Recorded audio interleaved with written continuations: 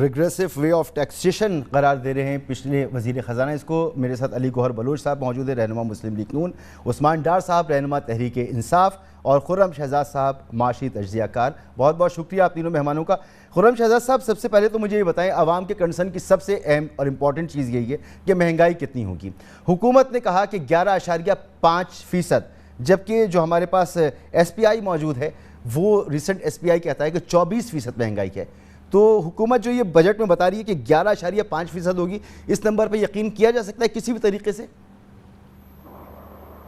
بسم اللہ الرحمن الرحیم۔ جی thank you very much for having می۔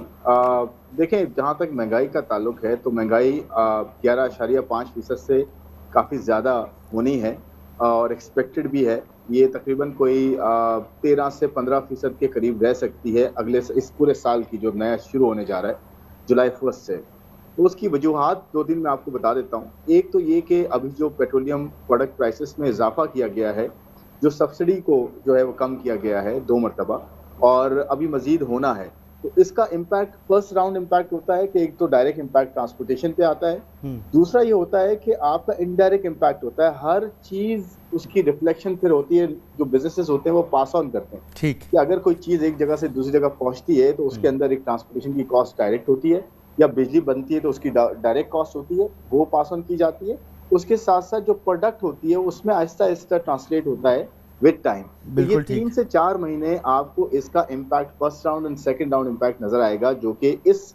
نئے سال کی جو انفلیشن ہوگی، ابھی بھی آپ دیکھیں 11% ایوریج نہیں، مگر مجھے یہ سمجھائیں کہ جب ایس پی آئی 24% ہمارے سامنے موجود ہے، اور یہ بجٹ آنے سے 2 دن پہلے یہ فگر ہمارے سامنے آ چکا ہے، اور پھر حکومت یہ 11.5% مہنگائی کی پروجیکشن کر رہی ہے، تو یہ کتنا حقیقی ہو سکتا ہے؟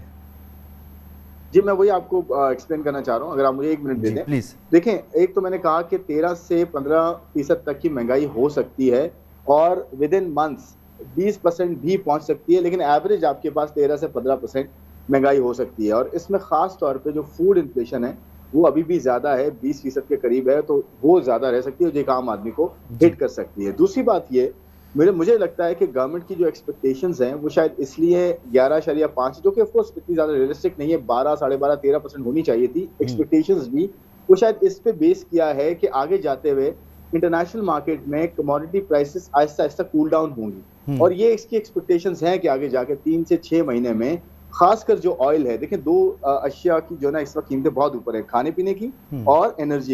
انرجی کی جو قیمتیں ہیں وہ انڈائریکٹلی امپیکٹ بھی کرتی ہیں کھانے پینے کو۔ تو انرجی کی جو پرائسز ہیں بارنگ رشیا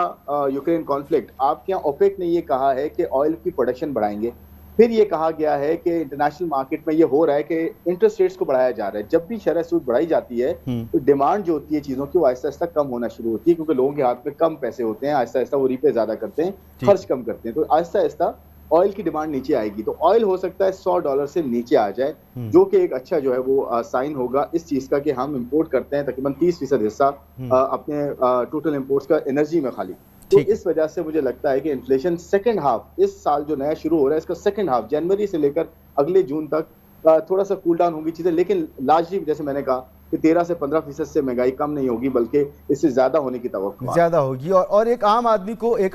کو تو فرق اس سے پڑتا ہے نا، اس کے کھانے پینے کی اشیاء کیا ہیں، وہ آپ بتا رہے ہیں 20% تک جائے گا۔